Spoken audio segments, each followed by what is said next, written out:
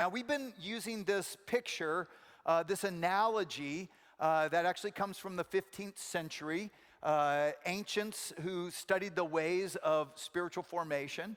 And we've said, imagine your soul like a mansion with 7 dwellings. And when you invite God into your life, because of what Christ did to forgive you, God comes and dwells at the very center of your being. And God's light and love is there, though we may not feel it because there are things blocking it the farther out we get. But we live in these different dwellings. We start in new beginnings. It's kind of a honeymoon period of faith. Then we enter into failing forward, where temptations and falls plague us. And yet we said we're actually learning to spiritually walk with God like little children.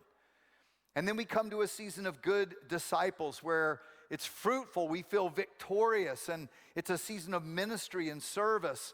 And it feels really good, but then eventually God allows disruption or even dissatisfaction to propel us closer toward His light and His love. And it's only in learning solitude and listening and responding in faith that we start to experience taste of a joy and a love that's exponentially better.